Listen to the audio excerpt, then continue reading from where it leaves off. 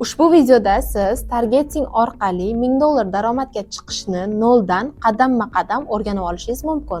Hattoki siz uy bekasi bo'lsangiz ham yoki talabamisiz, tadbirkor bo'lib onlayn biznes ochmoqchimisiz yoki ishdan tashqari qo'shimcha daromad qilmoqchi bo'lsangiz ham bu targeting kasbi sizga to'g'ri keladi.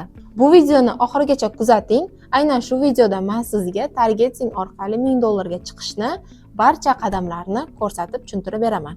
Bugun siz bilan nimalar haqida gaplashamiz?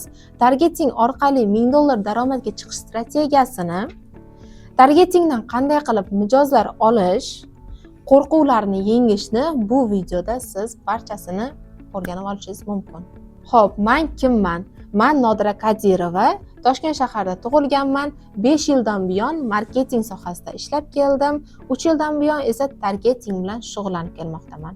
Umumiy shu kungacha 30 dan ortiq loyihalar bilan ishlab natija qilib berdim. $80,000 sotuvlarni qilib berganman. Oxirgi 6 oyda bir nechta loyihalar bilan ishlab keldim. Bularni ekranda ko'rishingiz mumkin. Klinika, stomatologiya, o'quv markaz, turagentstva va shu kabi loyihalar.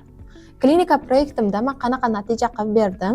Bu loyihamda targetga sarflandi umumiy $4000 va sotuv $84,000 bo'ldi. Stomatologiya proyektim ham bor. Bu proyektimda targetga umumiy $300 sarflandi. Bu $300 $12,000 bo'lib qaytdi. Xo'p, men qanaqa qilib bu sohaga kelib qolganman? Keling shu haqida gaplashamiz. Men bittada bu targeting sohasiga kirib qolmaganman. Undan oldin 2019-2020 yillarda dizaynerskida o'qiganman. Adoda bu dizaynerskida o'qib, atelyeda ishlaganman.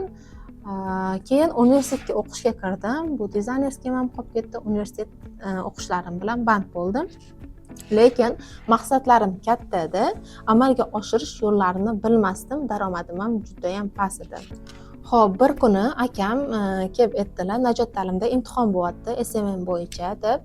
Keyin adam yur, senlar ikkalang ham topshirib kelasan deb olib ketdilar. Keyin borib, men SMMda o'qish niyatim yo'q edi. Prosta men o'zimga challenge qilish yaxshi ko'raman. Imtihon topshirib, men qani o'ta olmaymanmi, o'ta olmaymanmi? Prosta men shuni ko'rmoqchi edim, lekin o'qish niyatim yo'q edi. Ikkalamiz ham imtihon topshirdik, Najot ta'limga borib, imtihondan men o'tib, akam o'ta olmadilar. Keyin men bo'ldi, o'qimayman, kerak emas. Men prosta o'zimni sinab ko'rdim, o'ta olmaymanmi, yo'qmi, bilaman qanaqa ekan deb sinab ko'rdim deb adamga aytganman. Adam, "Yo'q, bo'ldi, o'qiysan bu sohada" deb kompyuter olib berdilar $700 ga. Keyin 5 oy davomida bu SMMda Najot ta'limda o'qib chiqdim va sertifikatlarni oldim, ko'rishingiz mumkin. Najot ta'limni bitirganimdan keyin meni Najot ta'lim o'quv markaziga ishga kirgizishdi. O'quv markazida ishni boshladim. 2 yil davomida men SMM menejer bo'lib o'quv markazida o'z ish faoliyatimni olib bordim. Targetologlar kelardi, har xil 2-3 ta targetologlar keldi. Ularga pul beriladi, lekin o'zidan o'zi yo'q qolishaverdi. Keyin o'zim target yoqishga harakat qildim, chunki SMMda ozgina miqdorda target o'rgatiladi. O'sha bilimim bo'yicha target yoqib ko'rdim Ads Managerdan. Yoqqanimdan keyin Ads Managerim bloklanib qoldi. Keyin 2 kun siqilib, nima qilishni bilmasdan yurdim. Ustozlarimga yozdim. Ustozlarim yordam berib blokdan ochdim. O'zim qiynalib shu targetda qiynalib odam topa olmasdan, odam ketib qolib yuravergani uchun o'zim target sohasiga qiziqishni boshladim. Bir kuni reklama chiqib qoldi, target kursi ochilyapti deb. Prosta nomerini tashlab ko'rdim. Nomerimni tashlaganimdan keyin menga aloqaga chiqishdi. Nima deyishdi? Siz bu target orqali yaxshi daromad qila olasiz. Hozir kam daromad qilayotgan bo'lsangiz, bu target orqali bu natijasi 2-3x qila olasiz deyishdi. Keyin men bu sohaga qiziqib qoldim, qanaqa ekan deb o'qishni boshladim. Lekin o'qishni boshlayotganimda men umuman pulim bo'lmagan, 1,5 million oylik olardim. U oyligim bu kursga yetmasdi. Avans oldim, uydagilardan qarz olib, bu target kursini boshladim. O'sha 1,5 oy davomida o'qidim, targetni o'rgandim, mukammal darajada har xil strategiyalarni qo'llab ko'rdim va mana qarabsizki, sekin natijaga erisha boshladim. O'zimga MacBook oldim, iPhone oldim. Hozirgi kunda daromadim o'zimga bemalol yetib ortyapti. Alhamdulillah, shu kungacha men bu kurs pulimni bemalol 100x qilib chiqarib oldim desam adashmayman. Hozirgi kunda men o'zim nima xohlasam ola olaman, nima xohlasam kafelarga borib yeya olaman, ota-onamning orzu maqsadlarini amalga oshiryapman, xohlagan kurslarimda bemalol qolaman. Bunga albatta targeting kasbi menga yordam berdi. Xo'p, targeting kasbi o'zi nima degan savolga keladigan bo'lsak, targeting bu biznesdagi ma'lumotlarni mijozlarga yetkazib beradigan soha. Tushuntirib aytadigan bo'lsam, Instagramda chiqadigan reklamalar bo'ladi-yu, har xil reklamalar chiqadi. O'sha reklama target orqali yoqiladi. Masalan, siz tadbirkorsiz va bolalar kiyimini sotasiz. Bunda siz 0 yoshdan 8 yoshgacha bo'lgan farzandi bor onalarga bu reklamangizni ko'rsatmoqchisiz. Bu qanaqa bo'ladi? Aynan shu ma'lumotlarni sizga Facebook taqdim qiladi. Necha yoshlilarga ko'rsatmoqchisan? Ayollarga ko'rsatmoqchisanmi yoki erkaklargami? Qayerda ko'rsatmoqchisan? O'zbekistondami yoki faqat Toshkentdami? Sizga shunaqa variantlar beradi. Siz bunda tanlab olasiz. 0 yoshdan 8 yoshgacha bo'lgan onalarga ko'rsat, ya'ni ayollar onalarga ko'rsat. Qayerda ko'rsatmoqchisan? Sizda agar dastavka bo'lsa O'zbekistonga, dastavka xizmati bo'lmasa faqat Toshkent shaharini belgilab, target reklamasini yoqasiz. Bu ma'lumotlarni Facebook qayerdan oladi? Facebook siz telefonda gaplashasiz yoki telefon yoningizda turgan holatda gapirasiz. Bunda telefon sizni hamma gaplaringizni tushunmaydi, lekin kalit so'zlarni eshitib oladi. Misol uchun iPhone, MacBook, BMW, Mercedes va shu kabi so'zlarni, kalit so'zlarni tushunib oladi. Bu xabarlarni Metaga ulashadi. Metada sizni xabarlaringiz, siz haqingizdagi qiziqishlaringiz analiz qilib borilib, siz agar o'sha 0 yoshdan 8 yoshgacha bo'lgan farzandi bor ona bo'lsangiz, bu videoni sizga ko'rsatadi. Bundan tashqari siz Googledan nima qidirsangiz ham, o'sha Google'da qidirayotgan narsalaringizni ham Google Facebook, ya'ni Metaga yetkazadi. Bunda ham analiz qilib, Google'da qidirsangiz ham yoki telefonda gaplashayotgan, tashqarida gaplashayotgan kalit so'zlarni ilib olib ham Metaga sizni barcha xabarlaringiz, qiziqishlaringiz, nima haqida gaplashayotganlaringizni yetkazib berib, sizga ushbu reklamani ko'rsatadi. Targeting sohasida qanday qilib pul topish mumkin? Hozir aytganimdek, qandaydir bizneslar bor, onlayn magazin bor, ishlab chiqarish bor, do'konlari bor va shu kabi xizmat ko'rsatadigan joylari bor. Ularga kim kerak? Mijoz kerak. Ularni kim bog'lab turibdi? Mijoz va mijoz topib beradigan odam bog'lab turibdi. Misol qilib aytadigan bo'lsam, gilam yuvishmi? Gilam yuvdirishga qiziqadigan odamlar. Stomatologiyami? Stomatologiya, ya'ni tish og'rig'i bor odamlarga, tish muammosi bor odamlarga reklama ko'rsatish orqali mijozlar oqimini hosil qilib berish. Ularga mijozlar oqimi kelyaptimi? Buni men qilib beryapmanmi? Aynan shu nastroykani men qilib berayotganim evaziga ular xizmat haqqi to'lashadi. Shu orqali targetolog daromad topadi. Biznesmen bilan mijozlar o'rtasidagi bog'liqlikni, ya'ni ko'prikni targeting xizmati bog'lab turadi. Eng asosiyini aytadigan bo'lsam, hozirgi bozorda katta rol o'ynaydigan narsa bu reklama hisoblanadi. Masalan, hozirgi kunda oldinga nisbatan bozorlarda odamlar nisbatan kamaygan. Odamlarning ehtiyoji onlayn xaridga o'tib ketyapti. Onlayn xaridda sizga nima kerak? Albatta onlayn reklama kerak bo'ladi. O'zbekistonda onlayn reklamadagi eng asosiy instrument bu targeting hisoblanadi. Targetingni o'rganish orqali siz ishxonaga borib offlayn ishlashingiz shart emas. Xohlasangiz borasiz, xohlamasangiz bormaysiz. Onlayn ishlash imkoniyati, xohlasangiz uyda o'tirib ishlaysiz, xohlasangiz kafelarga borib ishlaysiz. Xohlagan joyingizda ishlashingiz mumkin. Masalan, siz chet elga dam olishga ketdingiz. Dam olishga ketdingiz degani O'zbekistondagi ishlaringiz to'xtab qoldi degani emas. Sizda kompyuter bormi? Internet bormi? Bo'ldi, sizning ishingiz davom etaveradi. Keyingisi siz xohlagan vaqtda ishlaysiz. Xohlasangiz ertalab ishlaysiz, xohlasangiz albatta ishlaysiz, xohlasangiz kechki payt ishlaysiz. Bunda sizni o'zingizga bog'liq qaysi vaqtda ishlashingiz. Keyingisi mijozni siz o'zingiz tanlaysiz. Misol uchun davlat ishlarida yoki boshqa xususiy joylarda sizni tanlashadi.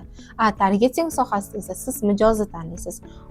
U mijoz bilan kelishmay qoldingizmi, bo'ldi, u ishingizni to'xtatasizda, boshqa mijoz topib ketaverasiz. Bunda mijoz bilan bog'lanib qolgan joyi yo'q. Xo'p, endi targetingni boshqa sohalar bilan farqiga keladigan bo'lsak, masalan, SMM sohasini oladigan bo'lsak, men bu SMM sohasini yomonlash niyatim yo'q. Bu SMM sohasida men o'zim fikrim bo'yicha aytaman. SMM sohasida siz komanda bilan ishlashingiz kerak bo'ladi. Sizdan kreativlik talab qilinadi. Yana mijozlar qancha keldi, qaysi kreativingiz orqali keldi, umuman sizda aniq raqamlar, aniq ko'rsatkichlar bo'lmaydi. Targeting sohasida esa siz xohlasangiz freelance bo'lib ishlashingiz mumkin, xohlasangiz borib ishlashingiz mumkin. Bu o'zingizga bog'liq. Bu targeting sohasida yana natijalar aniq raqamlarda ko'rinadi. Qaysi kreativingiz orqali qancha odam keldi, qancha odam sotib oldi. Barcha raqamlar bu targeting sohasida aniq ko'rinib turadi. Endi eng asosiy qismiga keldik. Targeting sohasida qanday qilib $1000 daromad qilish mumkin? Bu haqda men sizga tayyor gayd, ya'ni qo'llanma tayyorlaganman. Bu qo'llanmani qo'lga kiritishingiz uchun meni ko'rib turgan Instagram akkauntimni o'zingiz storiesda atmetka qiling va men sizga bu tayyor gaydni tashlab beraman. Endi mavzuga qaytadigan bo'lsak, qanday qilib targeting orqali $1000 daromad qilish mumkin? Bunga o'zim misol qilib keltiradigan bo'lsam, men ham boshida eplolmasamchi, o'xshamasachi, mijoz topolmasamchi, natija qilib bera olmasamchi degan qo'rquvlarim bo'lgan. Bu atochkam bo'lgan, ya'ni 1,5 million oylik ishlaganman, offline ishlaganman, xohlagan vaqtimda xohlagan joyimga bora olmasdim, xohlagan narsalarimni sotib ola olmasdim. Lekin men targeting o'rganib, harakat qilib natijalar qilganim orqali $1000 dan oshiq hozirda daromad qilyapman. Onlayn ishlayman, xohlagan joyimga xohlagan vaqtda boraman. Ota-onamning orzu-havaslarini oshirib kelyapman, dam olishlarga yuboryapman, sanatoriyalarga yuboryapman va o'zimning maqsadlarimga erishib kelyapman. Bunga albatta targeting kasbi orqali erishyapman.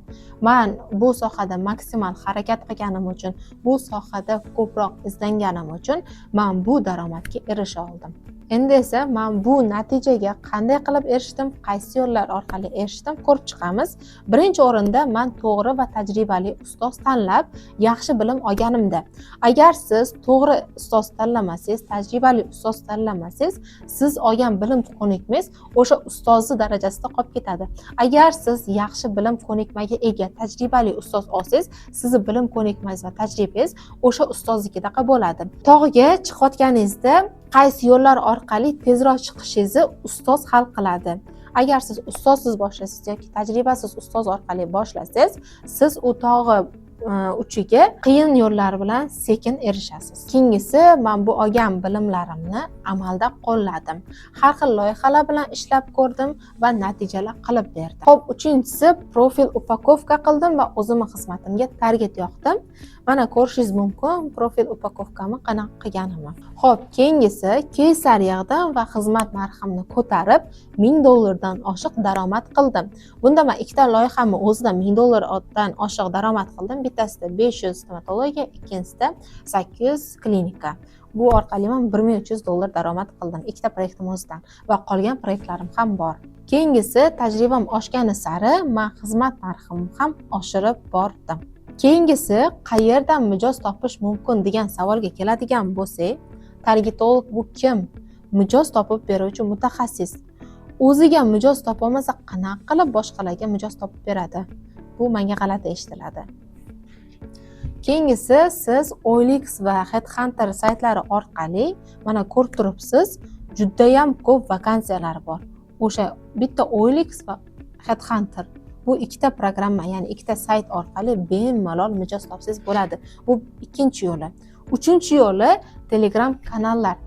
Juda ham ko'p Telegram kanallar bor. Rizqim.uz, SMM Tashkent, Jobs va shunga o'xshash juda ham ko'p kanallar bor. Bu kanallar orqali mana ko'rib turibsiz, biz hozir 3 tagina misol keltirganmiz. Bunaqa misollar juda ham ko'p. Bu kanallarga kirsangiz, bemalol siz o'zingizga mijoz topa olasiz. Bu uchinchi yo'l. Xo'p, keyingisi bizneslarga taklif. Bu qanaqa bo'ladi? Mana ko'rib turibsiz, mana bizneslarga taklif berib chiqaman. Shu joydan siz o'zingizga shablon qilib olsangiz bo'ladi. Instagramga kirasiz, siz o'zingiz natija qilib beradigan sohalarni, nishalarni tanlab turib, 50 ta shunaqa odamlarga yozib chiqasiz. 50 ta odamdan keyin, xo'p, mayli sizga 10 ta odam javob berdi deylik. 10 ta odam ichidan hech bo'lmaganda siz 2 ta mijoz ola olasiz. Xo'p, keyingisi networking. Networking bu nima? Sizni tanishlaringiz. Bu tanishlaringizni qayerdan topasiz? Telegramga kirasizda, kontakt bo'limiga o'tganingizda bu joydan ko'rishingiz mumkin. Ko'p raqamlar bor, ko'p tanishlaringiz bor. Bu tanishlaringiz orasidan hech bo'lmaganda ikkitasi biznesmen chiqadi. Biznesi bor odam chiqadi. Agar u ham chiqmadi deylik, biznesi bor odamni, tanishlari, oila a'zolarining raqamlari chiqadi sizda. O'shalarga siz taklif berib yozsangiz, katta ehtimol bilan ular rozi bo'lishadi, chunki siz ularning tanishisiz, yaqinisiz, sizga ko'proq ishonishadi. Bu orqali ham siz o'zingizga mijoz olishingiz mumkin. Xo'p, targetologlar ko'p. Menga biznes yetadimi degan savol bo'ladi. Bunaqa savol men ham targeting sohasiga boshida kirib kelganda bo'lgan. Targetologlar ko'p bo'lsa, menga biznes yetmay qolishi mumkin degan o'y fikrlar bo'lgan. Endi statistikani ko'radigan bo'lsa, 2026-yilda yagona darchadan 610,015 ta biznes ro'yxatda turibdi. Targetologlar esa 5,000 ta ham chiqmaydi. Hatto kuni 1% ham emas. Bu yerda siz hozir o'ylanib o'tiribsiz, menga biznes yetarmikan deb. Bu statistikani bemalol internetdan o'zingiz ko'rib olsangiz bo'ladi. Keyingisi esa qo'rquvlarni yengish. Barchasi qiyin tuyulishi mumkin, lekin barcha yangi boshlayotgan insonlarda mana shu asosan ikkita muammo bo'ladi. Birinchisi mijoz topish, ikkinchisi reklama yoqib natija qilib bera olmaslik. Bu muammolarda sizga qanaqa yechim beraman? Mijoz topishga keladigan bo'lsak, bunda men sir asrorlarini o'rgataman, oson mijoz topish yo'llarini. Masalan, meni xizmat narxim $500-700 boshlanadigan bo'lsa, menga aloqaga chiqishadi, $200-150 target yoqib bering deb. Bunaqa loyihalarni men o'quvchilarimga beraman. Sizda mijoz topishda muammo bo'lmaydi, natija olib kelishda muammo bo'lmaydi. Tayyor qilingan natija yo'llari bor. Olasiz, tayyor ishlatib, natija olib kelasiz. Endigisi targeting hayotimni qanday o'zgartirib yubordi? O'zimni orzu maqsadlarimni amalga oshiryapman. Qiz bola bo'la turib, ota-onamning orzu maqsadlarini amalga oshiryapman. Naqd pulga shunda iPhone olib kelyapman, MacBook olyapman. Bularning hammasi rasrochka emas, hammasi naqd pulga olingan narsalar. Ota-onamni sanatoriyalarga, dam olishlarga yuboryapman. Nimaiki orzu maqsadlarim bo'lsa, hammasiga erishyapman. Ota-onamni xudo xolasa yaqinda chet elga olib chiqmoqchiman. Bularni hammasi mana shu targeting sohasi orqali amalga oshiryapman. Endi aytinglarchi, men bu sohaga qanaqa qilib mehr qo'ymasligim mumkin? Shuncha natijaga erishyapman. Xohlagan joyimga borib ovqatlana olaman, xohlagan joyimga borib narsalarni sotib olyapman. Bu soha meni hayotimni tubdan o'zgartirib yubordi. Shuncha narsaga erishishimga yordam berdi. Bu soha orqali nimagadir erisha olarmikanman mana degan qo'rquv bo'ladi. Menda o'xshadi, meni atrofimdagilarda o'xshadi. Nimaga sizda o'xshamasligi kerak? Aytishadi-yu, nimaga men deb. Siz nimaga men emas deb o'zingizga savol bering. Agar siz ham o'zingizning maqsadlaringizni amalga oshirmoqchi bo'lsangiz, ota-onangizning orzu maqsadlarini amalga oshirmoqchi bo'lsangiz, xohlagan joyga borib, xohlagan narsangizni sotib olish xohlasangiz, onlayn ishlab, xohlagan vaqtda, xohlagan joyda ishlamoqchi bo'lsangiz, men sizga o'zimni shogirdlik kursimni tavsiya qilaman. Endi sizlarni shogirdlik dasturim bilan tanishtiradigan bo'lsam, shogirdlik dasturim 1,5 oy davom etadi, 12 ta darsdan iborat. Dars davomiyligi 2-3 soat. Har bitta darsda men birga bir ishlayman. Har bitta odam bilan individualni ishlab, natijagacha olib chiqaman. Ikkinchisi, kurs orqali siz qanday natijaga erishasiz? 1,5 oy ichida targetingni boshlang'ich o'rganasiz va ikkita ilk loyihaga target yoqishga muvaffaq bo'lasiz. Mijozlar topishning sinalgan har xil usullarini o'rganasiz va umringiz davomida hech qachon mijozlarsiz qolib ketmaysiz. Bularning hammasini strategiyalarini o'rgataman. Kursni bitirgandan so'ng $500,000 daromadga chiqa olasiz. Agar siz darslar davomida aytilgan barcha vazifalarni bajarsangizgina bu natijaga chiqa olasiz. O'zbekistonda faqat top 1% targetologlari biladigan sirli usullarni o'rganib olasiz. Kursning so'ngida siz Ads Manager orqali target yoqishni o'rganasiz. Tajriba orttirish uchun ikkita loyihaga target yoqib ko'rasiz. Ilk mijozingizni qo'lga kiritasiz. Targetingdagi barcha funksiyalarni o'rganib olasiz. Endi darslarga keladigan bo'lsak, birinchi modul kirish. Kirishda siz targeting kasbi ichki tarafdan tanishasiz. Aniq maqsadlar qo'yib olib, o'zingizni tahlil qilishni o'rganasiz. Sotuv uchun kerakli bilimlarni va ko'nikmalarni amalda qo'llashni boshlaysiz. Kuchli targetolog bo'lish uchun kerakli ko'nikmalarni o'rganasiz. Targeting asosini bilib olasiz va o'z maqsadlaringizni aniqlaysiz, o'zingizni tahlil qilasiz hamda kuchli targetolog bo'lish uchun zarur asosiy ko'nikmalarni bilib olasiz. Ikkinchi modul Facebookka tayyorgarlik. Meta platformalari bilan tanishasiz. Facebook funksiyalari, Facebook sahifalari, Facebook bilan Instagramning bog'liq funksiyalarini hammasini o'rganib olasiz. Bu darsdan so'ng siz meta platformalar funksiyalarini va bir-biriga bog'liqligi bilan tanishasiz. 3-modul targetga tayyorgarlik. Birinchi, Facebookni targetga tayyorlaysiz, Facebook reklama strukturasini o'rganasiz, target reklamasi qanday ketma-ketlikda ishlashini o'rganasiz, Ads Manager'ni tushunasiz, Business Manager ochish va reklamaga tayyorlaysiz, Ads Manager ochib reklamaga tayyorlaysiz. 4-modul auditoriya. Maqsadli auditoriyalarning umumiy tushunchasini bilasiz. Saqlangan auditoriyalar, foydalanuvchi auditoriyalar, o'xshash auditoriyalar bilan ishlashni o'rganasiz. Auditoriyalarning ichki qiziqishlarini o'rganib olasiz. Bunda siz Facebookdagi barcha auditoriyalarni o'rganib olasiz va reklamangizda to'g'ri auditoriya tanlashni bilib olasiz. 5-modul reklama maqsadlari. Barcha maqsadlar va nima funksiya, nima vazifani bajarishini bilib olasiz. Uznaymiz, trafik, vovlechonность, lead, продажа barcha maqsadlar qaysi ketma-ketlikda qanday ishlashini barchasini o'rganib olasiz. Facebookdagi barcha maqsadlarni va bir-biridan farqlarini bilib olasiz. 6-modul reklama yoqish, CBO, EBO strategiyalari, lead forma yasash, xabarlar uchun reklamalarni sozlash va $500 gacha daromad qilish yo'llarini o'rgataman. 7-modul e'lonlar bo'limi. E'lonlar bo'limidagi funksiyalar, e'lonlarda e'tibor berishingiz kerak bo'lgan narsalar, e'lonlarni optimizatsiya qilishlarni o'rgataman. 8-modul Tildada target uchun saytlar yasash. Tildadagi birinchi qadam, Tildada shablon saytlar yasash, sotuvchi sayt yasash, saytni optimizatsiya qilishlarni siz o'rganib olasiz. Tildada ilk veb saytingizni yasay olasiz va target xizmatingizni bu xizmatga qo'shib qimmatroq sota olasiz. 9-modul copywriting. Birinchi AIDA, ikkinchi ODS, 3-chi strategiyalar tuzasiz, 4-chi sotuvchi ssenariylarni yozishni o'rganasiz. 10-modul pro strategiyalar. Dinamik reklama sozlashi, bit strategiyasini, avto qoidalarni, bloklar bilan ishlashi, pikselli, retarget auditoriyalarni o'rganasiz. Dinamik reklama sozlashi, bit strategiyalarini foydalanishi, kerakli auditoriyalarni tanlashi, avto qoidalar bilan ishlashi, piksel va eventlar orqali retarget auditoriyalarni yaratishni o'rganasiz bu modulda. Keyingisi 11-modul sirli dars. Bunda mehmon spikerimiz kelib sizlarga dars o'tadi. 12-modul sotuv va natija. Sotuv bilan ishlash qanaqa bo'lishini, sotuv strategiyalarini, sotuv voronkalarini, qimmat sotish texnikalarini o'rganasiz. Bunda mijoz ha deyish uchun kerakli barcha instrumentlarni o'rganib olasiz. 13-modul mijozlar bilan ishlash.